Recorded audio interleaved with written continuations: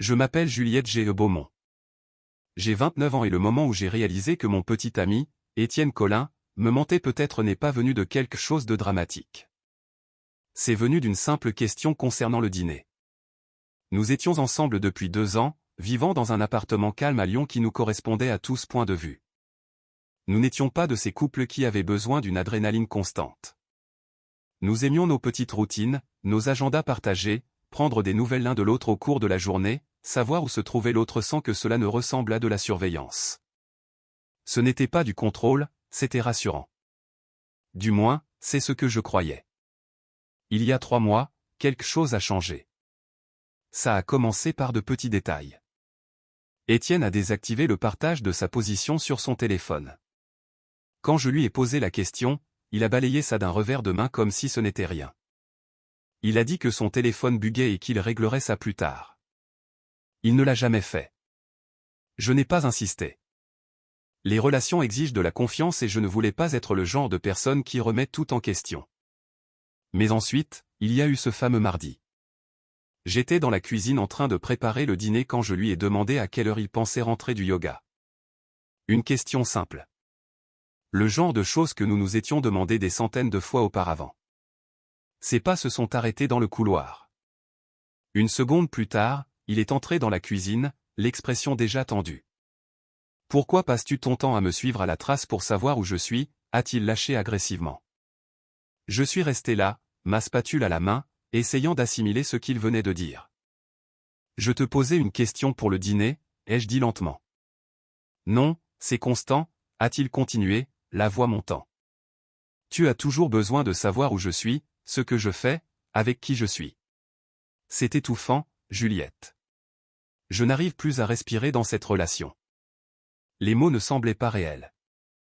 J'ai cherché sur son visage quelque chose de familier, un signe qu'il s'agissait d'un malentendu, mais je n'y ai vu que de la frustration.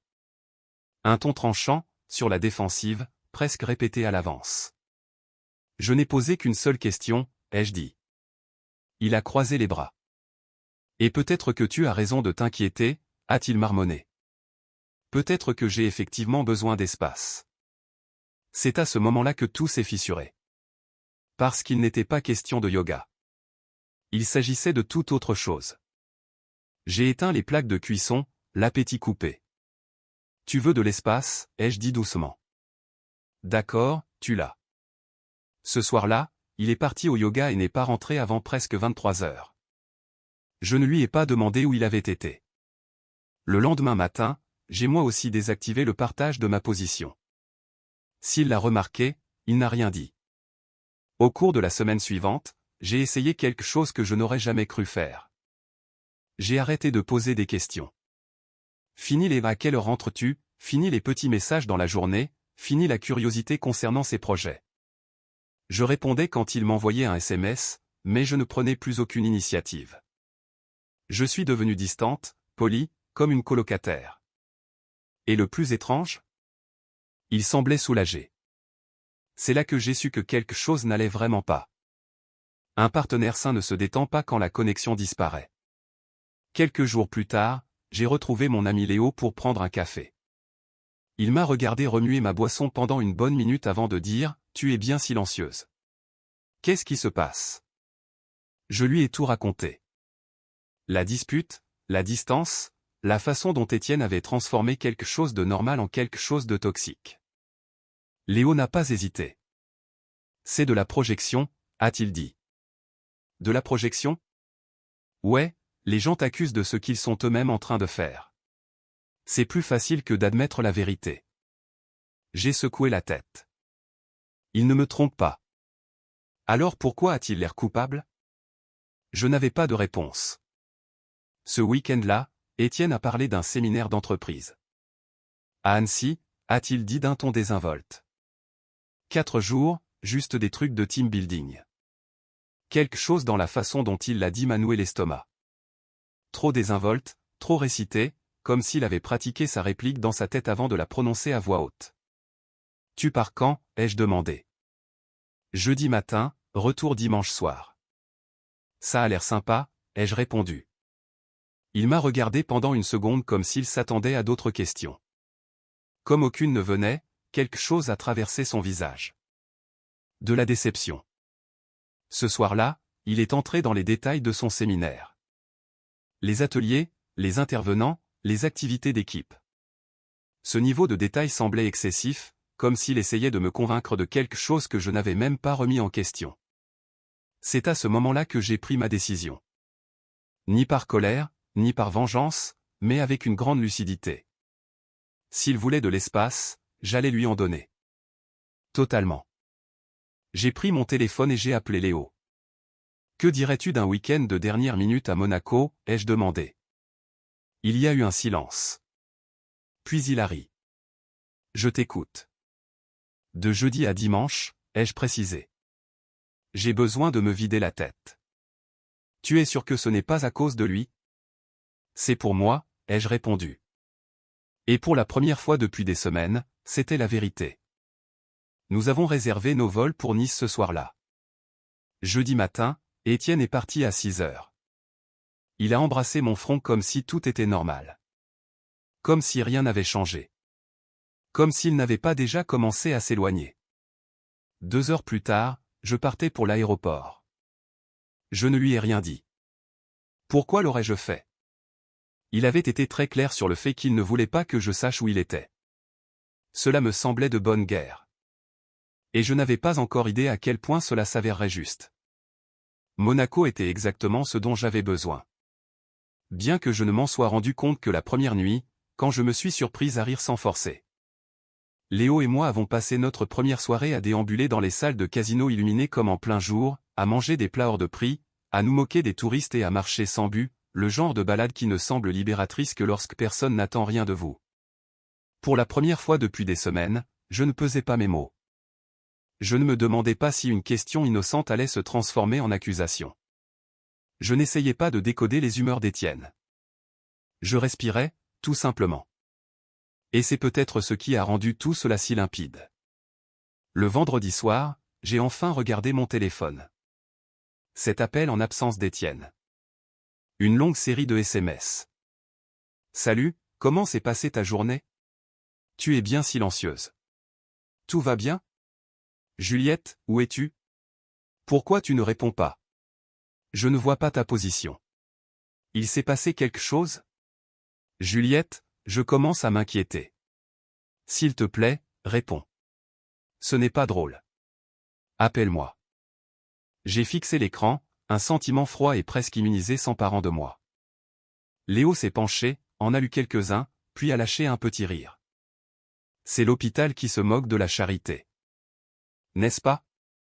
Il perd l'accès à moi pendant un jour et soudain, c'est la crise. J'aurais dû me sentir coupable. Une petite partie de moi l'était, mais cela a disparu presque immédiatement sous le poids de l'ironie. Une semaine plus tôt, il se tenait dans notre cuisine et me faisait passer pour une folle pour avoir posé une simple question normale. Maintenant, il perdait les pédales parce qu'il ne savait pas où j'étais. J'ai répondu, je vais bien. Je prends un peu d'espace. On se parle dimanche. Mon téléphone a sonné presque instantanément. J'ai rejeté l'appel. Il a rappelé. J'ai encore rejeté. Une seconde plus tard, un autre message est apparu. Où es-tu? Je l'ai regardé un instant, puis j'ai glissé mon téléphone dans mon sac. Samedi, c'était encore mieux. Léo et moi avons passé l'après-midi au bord d'une piscine sur un toit et, quelque part entre la chaleur éclatante, les boissons fraîches et le bruit des inconnus autour de moi, j'ai senti quelque chose se relâcher en moi. Je n'avais pas compris à quel point j'étais tendu avant d'être loin de lui. Loin de ce sentiment constant de devoir faire attention, de me faire toute petite, silencieuse, facile à vivre. Ce soir-là, j'ai rallumé mon téléphone. 23 appels en absence. Un message vocal. Je l'ai écouté devant l'hôtel pendant que la ville bourdonnait autour de moi. Sa voix tremblait. Juliette, s'il te plaît. Je ne comprends pas ce qui se passe. J'ai appelé ton bureau et ils m'ont dit que tu avais posé des RTT.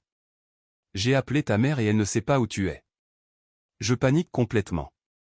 S'il te plaît, dis-moi juste que tu es en sécurité.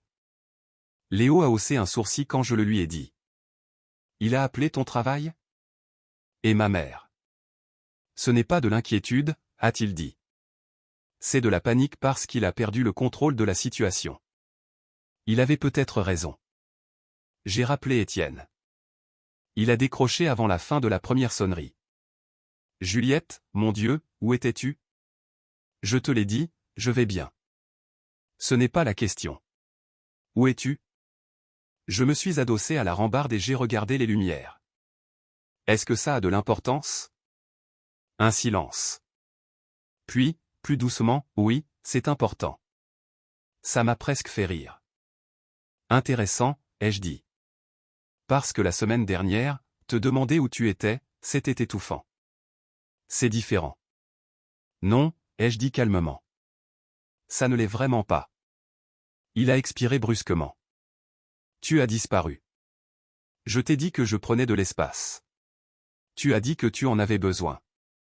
Je ne fais que respecter les nouvelles règles. Juliette, s'il te plaît, arrête de faire ça. Faire quoi? Ça. De tout retourner contre moi. J'ai fermé les yeux. C'était reparti. La même tactique. Me faire passer pour quelqu'un de déraisonnable. Faire de ma réaction le problème au lieu de son comportement à lui. Je te verrai dimanche soir, ai-je dit. Profite bien de ton séminaire.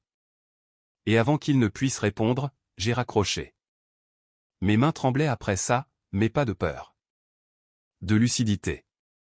Dimanche soir, j'étais de retour à Lyon. Quand je me suis garé dans la résidence, la voiture d'Étienne était déjà là, ce qui m'a surprise. Il avait dit qu'il rentrerait plus tard. Pendant une seconde, je suis resté assise là en silence, une main toujours sur le volant, sentant ce resserrement instinctif dans ma poitrine. Puis je suis sorti. Il était assis sur le canapé quand je suis entré, les épaules voûtées, les yeux rouges comme s'il n'avait pas dormi. Il y avait des mouchoirs sur la table basse. Il s'est levé à la seconde où il m'a vu. Où étais-tu? J'ai posé mon sac. À Monaco. La couleur a quitté son visage si vite que ça semblait presque irréel. À Monaco? Avec Léo. Il m'a juste dévisagé. Tu es allé à Monaco et tu ne me l'as pas dit. J'ai retiré ma veste lentement. Je t'ai dit que je prenais de l'espace et que j'allais bien. Ce n'est pas la même chose que de me dire que tu as quitté la région. Je suis allé dans la cuisine et je me suis servi un verre d'eau, plus pour calmer mes mains que par soif. Tu as raison, ai-je dit. J'aurais dû être plus précise. Je me suis tourné et je l'ai regardé. Un peu comme toi, tu aurais dû être plus précis concernant ton séminaire d'entreprise. Il s'est figé. Le silence qui a suivi a été instantané et lourd. Qu'est-ce que tu veux dire, a-t-il demandé, mais sa voix avait déjà changé. J'ai soutenu son regard. Je m'ennuyais vendredi soir et j'ai regardé l'Instagram de ton entreprise. Ils ont posté des photos de l'événement de team building. J'ai laissé les mots faire leur effet. C'était à Lyon. Il n'a pas bougé. Il n'a pas cligné des yeux. Amusant, non, ai-je dit. Puisque tu étais censé être à Annecy. Son visage est devenu complètement livide. Et à ce moment-là, avant même qu'il ne parle, j'ai su. Non seulement qu'il avait menti, mais qu'il mentait depuis un moment. Où étais-tu vraiment, Étienne? Il a ouvert la bouche, l'a refermée, s'est assis comme si ses jambes l'avaient abandonné. Je peux tout expliquer. J'ai fait un petit signe de tête. Je n'en doute pas. Il s'est frotté le visage à deux mains, respirant fort. J'étais à Grenoble. Avec qui? Des amis. Quels amis? Il a hésité trop longtemps. Et quand il a finalement répondu, j'ai senti mon estomac se nouer. Des gens de mon groupe d'escalade. Les noms. Juliette, s'il te plaît.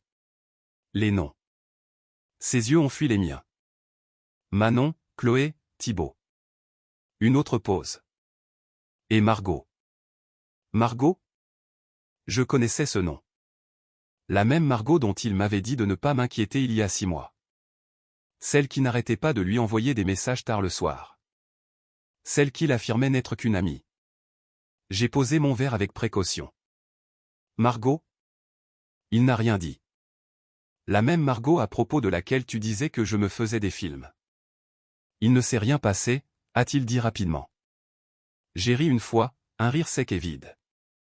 Alors pourquoi mentir? Parce que tu en aurais fait toute une histoire. Cette phrase a allumé quelque chose en moi. J'en aurais fait toute une histoire? Étienne, je t'ai demandé à quelle heure tu rentrais du yoga et tu m'as pratiquement accusé de t'enfermer dans une cage. Il s'est levé à nouveau, agité maintenant, faisant les 100 pas. Parce que je savais que tu réagirais comme ça. Réagir comment? Comme quelqu'un qui vient de découvrir que son petit ami a inventé un séminaire d'entreprise de toutes pièces pour disparaître avec une autre femme. Son visage s'est décomposé et soudain, il a eu l'air moins sur la défensive et plus fatigué. J'avais besoin d'espace. Les mots ont résonné comme une gifle. Alors tu le dis, ai-je répondu. Tu ne mens pas. Tu ne me fais pas passer pour une folle. Tu ne m'accuses pas de t'étouffer juste pour pouvoir t'éclipser et tester une autre vie. Il a baissé les yeux vers le sol.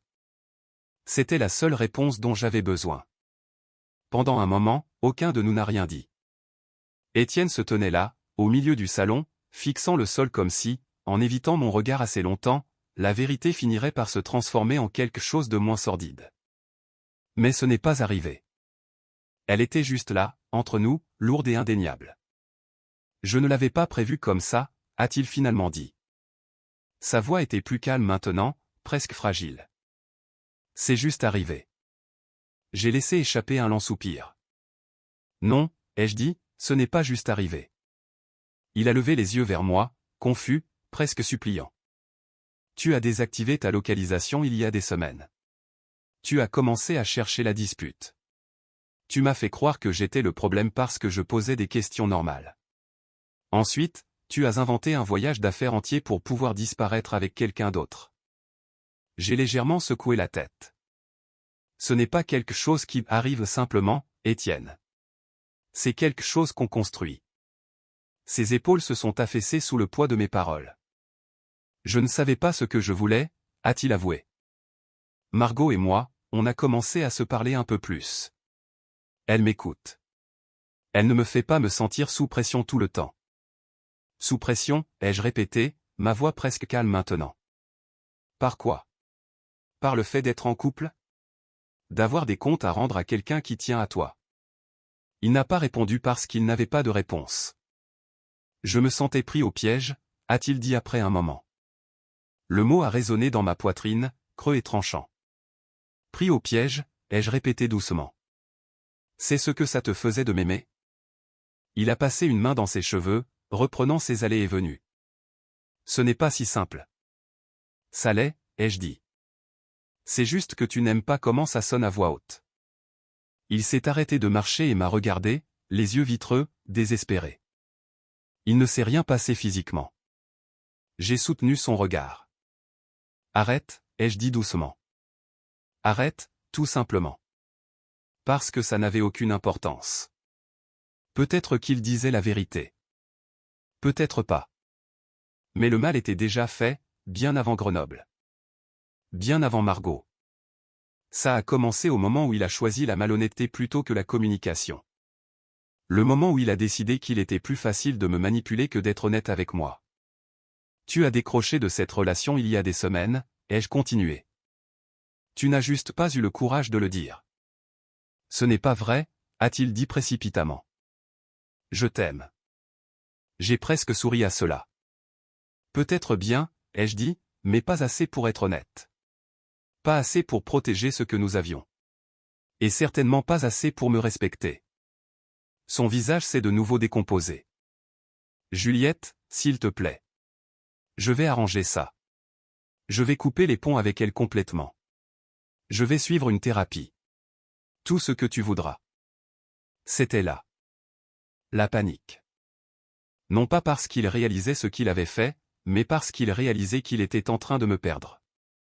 Je t'ai déjà donné ce que tu voulais, ai-je dit. De l'espace. Ce n'est pas ce que je voulais dire. Si, ai-je dit doucement. C'est exactement ça. Tu ne t'attendais juste pas à ce que j'en prenne aussi. Le silence est retombé, plus lourd cette fois. J'ai ramassé mon sac là où je l'avais laissé près de la porte. Où vas-tu, a-t-il demandé, la voix serrée. Je l'ai regardé une dernière fois. Chez Léo, ai-je dit. Pour quelque temps. Juliette, attends. J'ai marqué une pause, la main sur la poignée. Tu voulais du temps pour savoir ce que tu veux, ai-je ajouté. Maintenant tu l'as. Ne t'attends juste pas à ce que je sois là quand tu auras fini. Sa voix s'est brisée. Tu pars comme ça après 2 ans. J'ai hoché la tête une fois. Tu es parti le premier, ai-je dit. Et puis je suis sorti. Je suis resté chez Léo pendant 1 semaine. Au début, Étienne envoyait des SMS constamment. Des excuses, des explications, de longs messages sur la façon dont il avait rompu avec Margot, comment rien de physique ne s'était produit, à quel point il avait été confus, effrayé et stupide. J'ai répondu une seule fois. Même si c'est vrai, tu m'as menti. Tu m'as fait douter de ma propre santé mentale. Et tu as émotionnellement quitté notre relation bien avant Grenoble. C'est suffisant. Après ça, j'ai arrêté de répondre. Ma mère a appelé quelques jours plus tard. Étienne m'a contacté, a-t-elle dit doucement. Il a l'air anéanti. Il a de quoi, ai-je répondu. Il dit qu'il a fait une erreur. Je me suis adossé au canapé en regardant le plafond. Il a pris une série de décisions, ai-je dit. C'est différent. Elle est restée silencieuse un instant, puis a soupiré. Je fais confiance à ton jugement, Juliette. Merci, ai-je dit doucement. 1 semaine plus tard, je suis retourné à l'appartement pendant qu'Étienne était au travail et j'ai emballé mes affaires essentielles. Des vêtements, des documents, les choses qui comptaient. J'ai laissé un petit mot sur le plan de travail à propos des démarches pour le bail. Il a appelé à la seconde où il l'a vu. Je n'ai pas répondu. Il a laissé un message vocal, la voix brisée. S'il te plaît, est-ce qu'on peut juste parler face à face? Je sais que j'ai tout gâché. J'ai complètement rompu avec Margot. Je l'ai bloqué. Donne-moi juste une chance de tout expliquer. Je l'ai supprimé. 2 semaines plus tard, nous nous sommes retrouvés dans un café. Pas pour nous réconcilier. Juste pour tout finaliser. Il avait l'air épuisé. Des cernes sombres sous les yeux, les cheveux ébouriffés comme s'il ne dormait plus. Quand il m'a vu, quelque chose a traversé son expression. De l'espoir, peut-être. J'ai tout arrêté avec Margot, a-t-il dit immédiatement. Il ne s'est rien passé physiquement, mais j'ai tout arrêté quand même. Je lui ai dit que j'étais confus et que j'avais fait une énorme erreur. J'ai remué mon café lentement en regardant la crème tourbillonner. D'accord, ai-je dit. Je suis désolé, Juliette, a-t-il continué, la voix tremblante. Je me suis laissé emporter par l'attention. L'excitation. Je me suis convaincu que notre relation était le problème, alors qu'en fait, c'était moi. J'ai hoché la tête une fois. Tu as raison, ai-je dit. C'était bien toi. Il a dégluti difficilement. Est-ce qu'on peut réessayer, a-t-il demandé. Peut-être une thérapie. Je ferai tout ce qu'il faut. Je l'ai regardé, alors. Vraiment regardé. Et pour la première fois depuis longtemps, je ne me sentais pas perdu. Je ne me sentais pas tiraillé. Je me sentais juste lucide. Étienne, ai-je dit doucement. Tu n'as pas fait qu'une seule erreur. Tu as construit toute une situation basée sur la malhonnêteté. Tu as changé la façon dont je me percevais juste pour ne pas avoir à te sentir coupable de ce que tu faisais. Ses yeux se sont remplis de larmes. Ça, ce n'est pas quelque chose qu'une thérapie peut réparer, ai-je ajouté. C'est quelque chose que tu dois réparer tout seul. Alors c'est ça, a-t-il chuchoté. 2 ans, balayés comme ça? Tu as pris cette décision à Grenoble, ai-je dit. Je ne fais que l'accepter. Il a baissé les yeux vers la table, les épaules tremblantes. Je t'aime, a-t-il dit doucement. Je l'ai cru. Mais ça ne changeait rien. Peut-être bien, ai-je dit. Mais l'amour sans confiance ne signifie rien. Je me suis levé, laissant quelques euros sur la table pour les 2 cafés. Le bail se termine dans 3 mois, ai-je dit. Je continuerai à payer ma moitié jusque-là. Après ça, il est à toi où tu pourras trouver quelqu'un d'autre. Il n'a pas répondu. Je suis sorti. 3 mois plus tard, j'étais dans un nouvel appartement avec une collègue. La vie me semblait plus légère. Pas parfaite, mais paisible. J'ai recommencé à faire des rencontres, doucement. Rien de sérieux. Juste pour me rappeler qu'une connexion n'avait pas besoin d'être synonyme de tension. Étienne m'a envoyé un dernier message. Tu me manques. J'avais tort sur toute la ligne. Margot et moi avons essayé de sortir ensemble. Ça n'a pas marché. Je vois maintenant ce que j'ai perdu. Je l'ai lu, puis j'ai posé mon téléphone. Je n'ai pas répondu. Parce que, pour la première fois, je n'en avais pas besoin. Léo m'a demandé une fois si je me sentais vengé. J'y ai réfléchi.